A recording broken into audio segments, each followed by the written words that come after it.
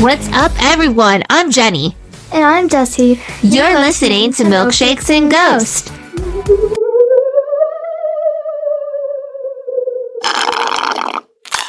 I'm excited today to do this episode. Why? Why is that? You know, I've been trying to figure out what you're going to be talking about. So how come you're so excited? Because I want to be excited too. You've been secretive for 2 weeks? Even last week when we were podcasting, you would not let me know what you're podcasting about. Well, you want to know? Yes, come on, Jessie, tell me. I cannot wait anymore. You've been throwing hints, but you're not saying what it is. You're being too secretive. You'll find out. When will I find out? You don't tell me anything anymore, and I'm tired of not knowing. Even after knowing what story I'm covering, you still would not tell me what story you're covering. I'll never tell you. You have to say what it is now. We're podcasting. Hello. Saving the best for last. So I guess I'm going first today. Is that what that means? Yep, my story is busting just like my drink. Okay, speaking of drinks, what are you drinking today? Because I can't see in your cup. It looks like something. Is it chocolate by any chance? So, don't get mad, but I put a lot of sweets in it. Oh gosh, why? Why? It's all dairy-free. I mixed chocolate syrup with the brownie and chocolate Ben & Jerry's ice cream. Chocolate pudding too. Ew, chocolate pudding? That sounds so gross. Not to mention, that's way too much sugar. I mean, it's kinda healthy. I put a banana and some strawberries in there. That's gotta count for healthiness. I think the mounds of chocolate have truly killed anything in your cup that would have been considered even a little bit healthy. Technically, it's on lower sugar because it's dairy-free, so... Well, okay, you got me there. I do buy all your products, and I have to read ingredients, obviously, since I gotta make sure everything's dairy-free for you. I don't know if all dairy-free products are like the ones we buy, but I do see less sugar in your dairy-free products, so I'm not gonna sit here and make that into an argument because I do read the ingredients. It's still sugary, just not as much. I'm still not comfortable with it, though, Jessie. But that means it's healthy. That does not mean it's healthy, okay? There is nothing healthy with what you're drinking. Well, it tastes delicious. What are you drinking today? Please don't tell me it's coffee again. If it's coffee, I'm knocking that out of your hand, throwing it in the garbage, and I'm burning your cup and that milkshake. Please, I chose not to drink coffee today. Look, I made a smoothie with strawberries, mango, and a little tiny bit of cantaloupe. You took my mango? That was the last mango! I'm sorry. Yes, I took your mango. Sorry. It was just sitting there. It was there for 3 days and nobody touched it. So I figured you didn't want it. I was gonna eat it. Well, I'm eating it for you. If you want some, you can take some of my smoothie. I'm taking the whole cup. Oh my God. Anyways, this is much healthier. Here you go. This is way better than what you're drinking. Actually, I don't like cantaloupe. Sorry. Cantaloupe is really good. It's one of my favorite fruits, so you don't know what you're talking about. I hate cantaloupe. Don't say that. Gosh. I hate cantaloupe. Ugh. I get a tummy. I hate cantaloupe. Look, I'm getting a tummy ache just looking at your drink, okay? So anyways, Jessie. So last week, I left our audience with knowledge on what I would be covering today. And I came through, okay? I really came through. Today, I will be discussing the abduction of Betty and Barney Hill. Heard that story before. It's one of my favorite documented accounts of an alien abduction. Now, at the end of this, all of you listeners will have either determined that you believe in this or you don't. You gotta form your own conclusion. If aliens are real and the Hills story is real, that's going to be up to you. Whether or not aliens are a figment of our imaginations, including the story I'm about to tell, is all up to you. We'll let all of you listeners out there decide. Now just wait until you hear my story. Why won't you tell me right now? I want to know what it is. No, I'm saving the best for last. Oh, okay, Jessie. I've been waiting all week to hear what it is. I guess I can wait a little bit longer. Well, it's worth the wait. Okay, well, are you ready for my story? I can't wait to hear it. Grab onto your seats. But Wait. I know what you're gonna say. no, you don't. Yeah, I do. No, you don't. Grab onto the seats before you get I don't know. Stoopy, not stoopy. Snoopy! Grab onto your seats before you get abducted. Wait, that's just too corny. You can't say that. It's too corny. It's not corny. You're about to get abducted. Now listen to the story. How do you know if they're gonna get abducted, though? I don't know. You're going to have to make the assumption whether or not you think this story is 100% real or if it's been fabricated a little. Ay. Let me first tell you a little bit about the Hills before I start talking about the aliens. The Hills lived in Portsmouth, New Hampshire. Barney was an African-American man who worked for the United States Postal Service. Betty, a Caucasian woman, was a social worker. The reason why I mentioned their race is because of the era they were living in. It was the 60s, and interracial couples were uncommon in the States. Racism was also at an all-time high. I'm glad times have changed. That would have been so bad if there was now. Yeah, I really am too. If we lived back in those times, you and my dad may have never gotten married. And if you guys have never gotten married, you wouldn't have me, the famous podcaster of Milkshakes and Ghosts. Maybe. We're not the same ethnic background now as Betty and Barney Hill.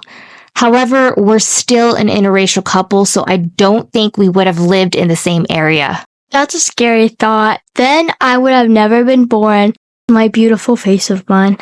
I can't imagine, Jesse, living in a world without you and your brothers. That's not a world I want to be a part of. Oh yeah, I forgot about my brothers. I'm sure you did. Betty and Barney were very active in the local Unitarian congregation. They were also members of the NAACP and community leaders. Barney sat on the local board of the United States Commission on Civil Rights. That's amazing that they did all those things. I'm sure being an interracial couple had a lot to do with wanting to make change and wanting to make a difference in the world. Now, that was a quick background to the Hills. Let me talk about the UFO encounter. Now you're getting to the good part. September 19th, 1961. The Hills were driving with their dog back to Portsmouth from a vacation in Niagara Falls in Montreal. Just south of Lancaster, New Hampshire, Betty noticed a bright light in the sky. The light moved from below the moon and the planet Juniper upward towards the west of the moon. It's Jupiter. Jupiter. Juniper. I'm thinking of a cat that was called Juniper online. Ignore me. Wait, please. was it Sailor Moon? I don't think so. No, I think it's a TikTok I was watching. It's a long story. I'll show you when we're done here. Oh my Jupiter. goodness. I can't believe I said Juniper. Oh my gosh. My mind is literally in the solar system today. Well, that's a really specific description, but Yeah, I agree. A little too much detail. yeah, like how does she know we're Jupiter? Dang it! You have to go back. Jupiter. How did you know where Jupiter was? It really seems sus. I agree with you. It does seem a little suspicious, but maybe she just knew her solar system really well. So, Betty was still watching this bright light move while Barney drove on the US Route 3. At first, Betty thought she was watching a fallen star. She soon ruled out that theory when she noticed the supposedly falling star was moving upward. It began to move erratically, growing brighter and bigger in size. And get this, Jessie, she actually wanted Barney to stop the car. Is she crazy? This is when you keep driving. What if you get abducted or something? Exactly.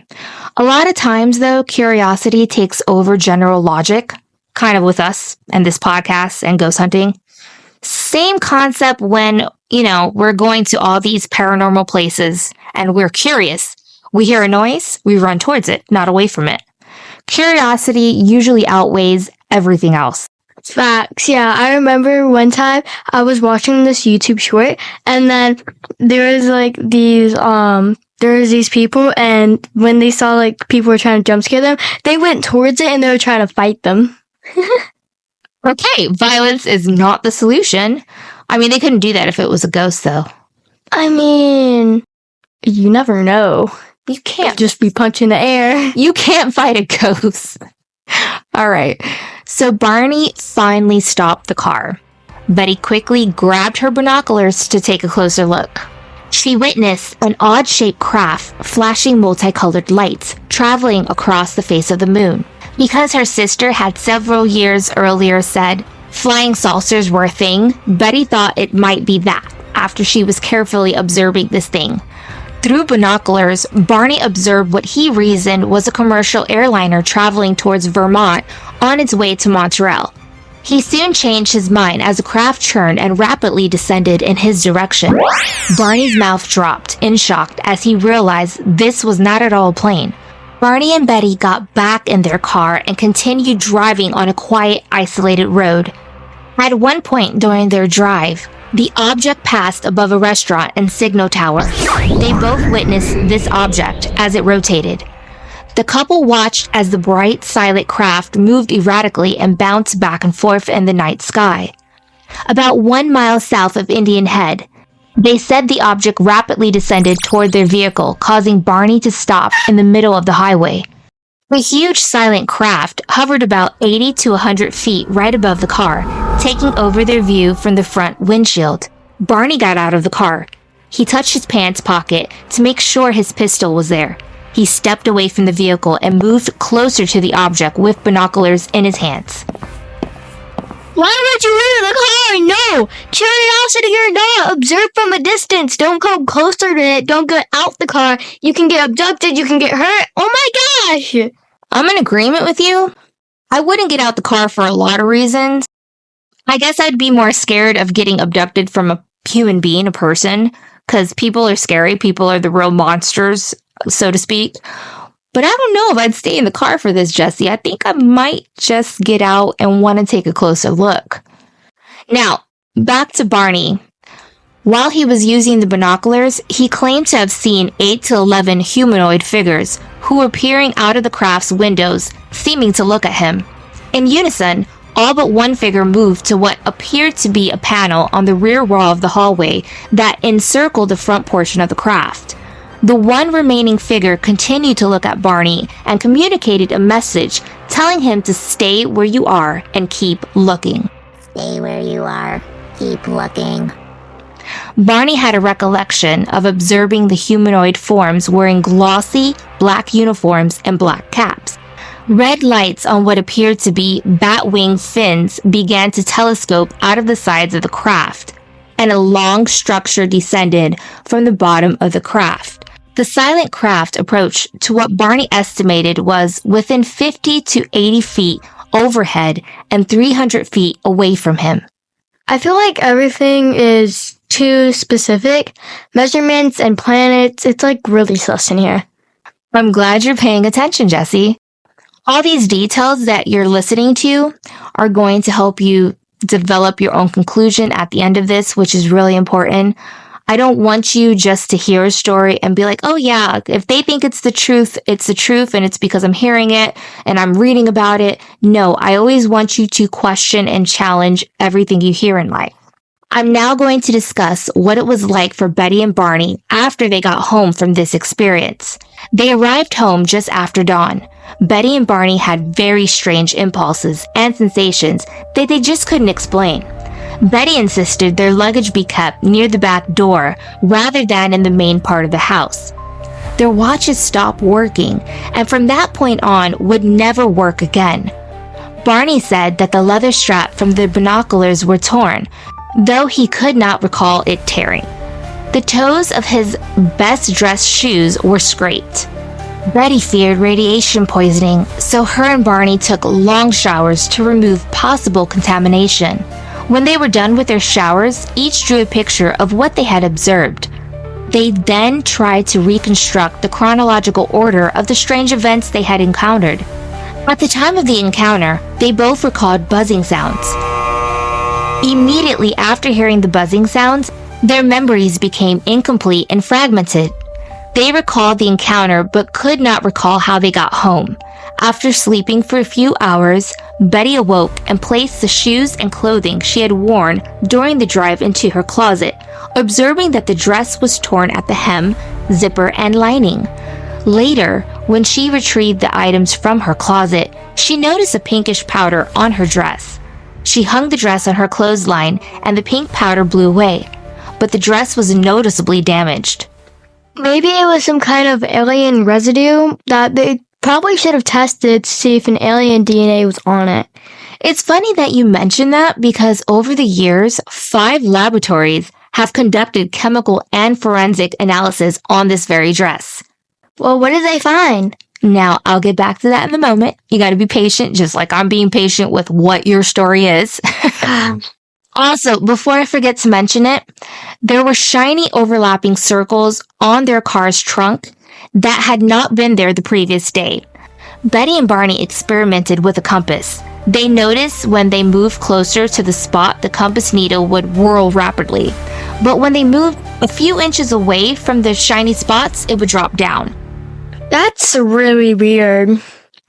It is. Now, 10 days after the alleged UFO encounter, Betty began having a series of vivid dreams, which continued for 5 nights in a row. After the 5th night, they stopped and never reoccurred, though they occupied her thoughts during the day. When she mentioned them to Barney, he was sympathetic, but not too concerned, and the matter was dropped. Betty did not mention the dreams to Barney again. On October 21st, 1961, Barney finally reported the incident to the National Investigations Committee on Aerial Phenomena. In short, the Hills told the NICAP lead investigator, Walter Webb, that the beings were somehow not human. In a 6-hour interview, the Hills related all they could remember of the UFO encounter. Barney stated that he had developed a mental block, and that he suspected there were some portions of the event that he did not wish to remember. He described in detail all that he could remember about the craft and the appearance of the somehow not human figures aboard it. Webb stated that they were telling the truth and the incident probably occurred exactly as reported, except for some minor uncertainties and technicalities. How come she's remembering these things after so much time has passed? Well, sometimes memory is kind of funny like that, and sometimes people need time to remember a traumatic event. That could be one way of looking at it. I think it's a really big coincidence that she just remembers things after Barney reports it to the NICAP. Yeah, I agree. Now, on November 1961, Betty began writing down the details of her dream. In one dream, she and Barney encountered a roadblock and men who surrounded their car. She lost consciousness, but struggled to regain it. Then, she realized that she was being forced by 2 small men to walk into a forest at night. She saw Barney walking behind her, though when she called to him, he seemed to be in a trance or sleepwalking. The men stood about 5 feet to 5 feet 4 inches tall and wore matching blue uniforms with caps similar to those worn by military cadets. They appeared nearly human with black hair, dark eyes, prominent noses, and bluish lips. Their skin was a grayish color. She and Barney were taken to their car, where the leader suggested that they wait to watch the craft's departure. They did so, and then resumed their drive home. Something's still off about this story. Remember the lead investigator, Walter Webb? Yeah, wasn't he the one that Barney went to report to the incident? Yeah, that's him. Well, his initial report of the incident got into the hands of 2 men by the name of Jackson and Hoffman. Now, I have no idea who these people are. I've seen their names in multiple articles, but there's no further references of who they were. Don't worry, I'm gonna track them down. All right, lead detective Jesse's on it. Because I'm an international super spy. Super spy! Super spy! All right, super spy. Back to the show. I also have a question before we get on. Could Jackson and Hoffman be a part of the NICAP too? Maybe. Or maybe some sort of media. I'm not sure. But they had a lot of questions for Barney and Betty. Kind of like the questions you're asking me right now. One of their main questions was about the length of the trip. Although Barney and Betty had noticed that they arrived home later than anticipated, the 178-mile drive should have taken about 4 hours. They did not realize that they had arrived home 7 hours after their departure from Colebrook. When Hoffman and Jackson noted this discrepancy to the Hills, the couple had no explanation. The Hills claimed to recall almost nothing of the 35 miles of the U.S. Route 3 between Lincoln, Indian Head, and Ashland. Both claimed to recall an image of a fiery orb sitting on the ground. Betty and Barney reasoned that it must have been the moon, but Hoffman and Jackson informed them that the moon had set earlier in the evening. Okay, that's a little strange. Someone advised them to go under hypnosis. I'm not sure who recommended it. I couldn't find who recommended it in the article. It may have been Jackson or Hoffman. Betty and Barney decided hypnosis would be a good idea to recover memories of that night. Under hypnosis with Dr. Benjamin Simmons, Barney reported that the binocular strap had broken when he ran from the UFO back to his car. He recalled driving the car away from the UFO, but afterward, he felt irresistibly compelled to pull off to the road and drive into the woods. He eventually sighted 6 men standing on the dirt road. The car stalled and 3 of the men approached the car. Barney described these beings as generally similar to Betty's hypnotic recollection.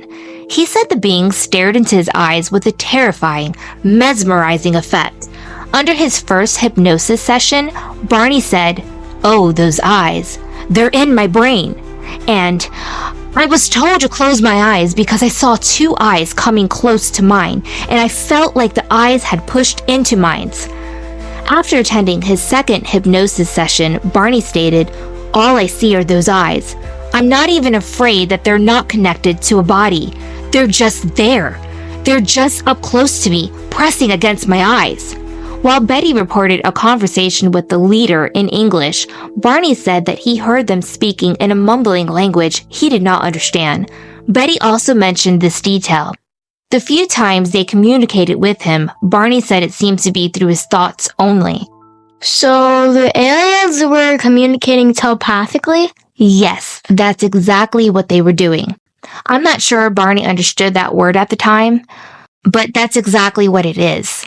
While Betty was under hypnosis, her account was similar to her 5 dreams about the UFO abduction. There were some notable differences mainly pertaining to her capture and release. Also, the technology on the craft was different. The short men differed significantly in physical appearance, and the sequential order of the abduction differed. Barney and Betty's memories in hypnotic regression were, however, consistent with one another.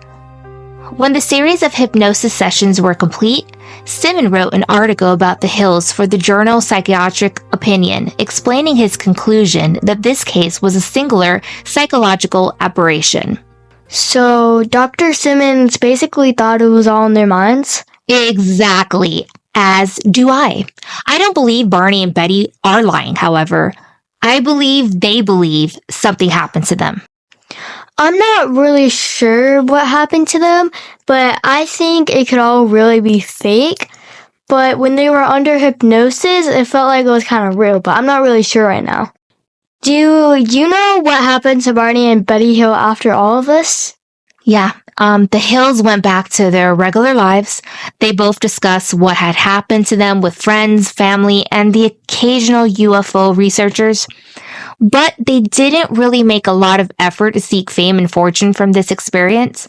However, word got out in the media from reporter John H. Luttrell. The reporter snuck into one of their lectures that they had made in Quincy Center in the late 1963. He also learned that both Barney and Betty had undergone hypnosis with Dr. Simon. Somehow, that reporter obtained notes from confidential interviews Barney and Betty had given to the UFO investigators. On October 25, 1965, Barney and Betty Hill's story made front page story in the Boston Traveler because of that reporter. That reporter sounds really horrible. That's not the worst part of the story. On October 26, United Press International picked up the reporter's story. That made Barney and Betty's story earn international attention. In 1966, writer John G. Fuller secured the cooperation of the Hills and the doctor who had them undergo hypnosis, Dr. Simon, and wrote the book The Interrupted Journey about the abduction.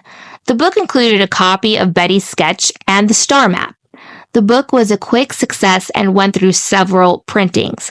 Now, I did not mention earlier what a star map is. I'm not sure I did, but if I didn't, a star map is what Betty had drawn of the stars. I read a lot of stuff about that later. I'll get into it later, but for me, after what I know, what I research, it's just a bunch of baloney. That's my opinion. I'm not trying to offend anyone out there. I just don't believe that she knew what she was drawing. It was just something she drew. And who could have referenced it back then? I mean, not a lot of people would question it back in that time. We can do that now, though, and we know that her stars are coordinates to absolutely nothing. Well, are Betty and Barney Hill still alive right now?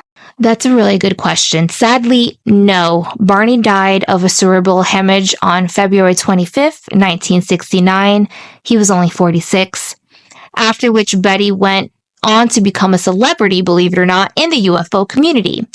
However, she did die as well on October 17th, 2004, at the age, 85. And then she never remarried again after that. That's sad. Betty and Barney's story is, for me, really hard to believe, even under hypnosis. I feel like hypnosis isn't always the best strategy to help people remember certain events. Hypnosis sessions can be very suggestive by the doctor conducting it. Modern psychiatrists no longer rely on hypnosis to reveal the truth. Back in the 1970s, hypnosis was a valuable tool. However, not in these times. What about that star map, I believe Betty drew? I'm glad you mentioned that. We can finally get back to that star map I was talking about earlier. Many people have dismissed the map because it doesn't line up with known star locations today. Overall, Betty and Barney Hill's story can be, what do you think I'm going to say? Can be what? I don't know. Discredited. Although others have claimed to be abducted in the same location as Betty and Barney, there's not much proof, Jessie. Well, whatever happened to Betty's dress, didn't you mention at the beginning of the stories about something being tested? Oh yeah, I almost forgot. Thank you for reminding me. I think I forgot to mention that Betty's dress was new. The analysis of the dress did not confirm any alien presence, of course. I will tell you what was found on that dress. The pink powdery residue that was on there, it caused the dress to have discoloration on certain areas. Betty noticed this days after their alleged abduction. She noticed an odd odor on the dress as well.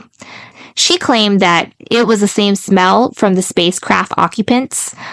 On the left sleeve, DNA analysis identified alpha proteobacterium. This is a bacteria found in soils and water. This soil bacteria could be picked up anywhere, and I do mean anywhere. If the dress was on the ground, some of the bacteria could have easily gotten on there. So, you know, there was no alien residue. That was just basically dirt. Yeah, now that makes me really think that the whole story is made up. Again, I don't think that Betty and Barney were lying. I believe that they were abducted by aliens. I don't think that that's what really happened, though. Not saying aliens are not real, you guys. I know there's a lot of you that believe in aliens. I believe that something greater is out there. This universe is just way too big for there not to be anything else. The story of the Hills is just not convincing enough for me to believe that their experiences were what they think they experienced, so to speak. Yeah, I have a way more convincing story for you, but... Wait. I've been waiting to hear what you're covering. I feel like I've grown older waiting all this time. Well, are you ready for it? Stop playing around and tell me already. I've been waiting too darn long. I'm covering the true story behind the movie. Guess what it is? Tell me. Tell me you're smiling. Come on. The fourth kind! Oh my gosh. Get out of here. Are you kidding me? That's what I'm covering, and I'm not joking. That is one of my favorite movies and spookiest stories. It made me question everything that I consider to be logic. The real footage and multiple witnesses is just way too compelling for that story not to be real. That's exactly why I chose it too, but there's only one problem. What's the problem, Jesse? We're out of time. No. What? No, you're not doing this again, man. Look at the timer on our computer screen. No, I can't. We can't. Let's just go a little longer. I've been waiting 2 weeks to hear what you were covering. Now you're telling me I have to wait another week? Sorry, I don't make the rules. I just follow them. For all of you listeners out there, tune into next week to hear about all the disappearances in Nome, Alaska. Alien abductions have been hard to prove until after this case. The fourth kind is just a movie, but it's also based on real-life documented events and footage that I'm going to be discussing. I will be focusing around the true story of Dr. Abigail Emily Tyler, a resident of Nome, Alaska, who encounters something supernatural, or should I say extraterrestrial. I cannot wait to hear this, Jesse. I'm so excited. I'll be giving all the facts and myths about Nome, Alaska and the story behind the fourth kind. If you're interested in more from Milkshakes and Ghosts, check us out on our socials. We're available on TikTok, Instagram, Threads, Twitter, YouTube, and Patreon. Our Patreon page is patreon.com/milkshakes and ghost. Patreon members receive free merch, advertisements, shoutouts, behind the scenes content, fan requests, and so much more. We offer different packages. We currently have the MNG VIP package, social media package, and sponsorship package.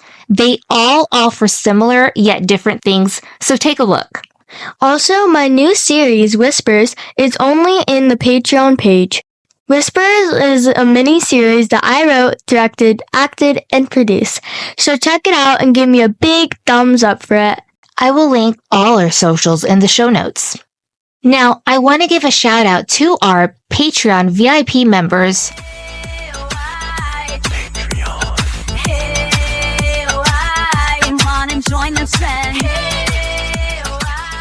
Mr. E from Special Delivery Show. Make sure to subscribe to the Special Delivery Show. His show brings interviews to a whole new level. He's interviewed people you might be familiar with, like actors Sean Cannon from Karate Kid 3 and Cobra Kai, Quentin Aaron from The Blind Side and Be Kind, Rewind, and the actress Alyssa Reyes from one of my favorite shows growing up, All That and Proud Family. And that's just naming a few. The Special Delivery Show can be found wherever you get your music or podcasts on. I also like to give shout outs to our other VIP members. Jesse, you want to take this one? Because the list is getting kind of long. I'm just looking at you like, Jesse. Yeah, well, our shout outs are Josie, David M, David S, Maria, Divine, Mabel, James, Joseph, Jada, and Damon. Jada and Damon. On our notes, it looks like a U. It does not look like an A. I'm so sorry. We're not trying to butcher you guys' names, okay? You know, if you know me in real life, you know I do not do good with names in real life or on social media. We love you guys. Thank you so, so much for being our Patreon members. We do appreciate it. Apparently, our Alexa device appreciates it too. I don't know if you guys heard that, but it just went off. Well, keep drinking milkshakes and keep being spooky. Spooky season.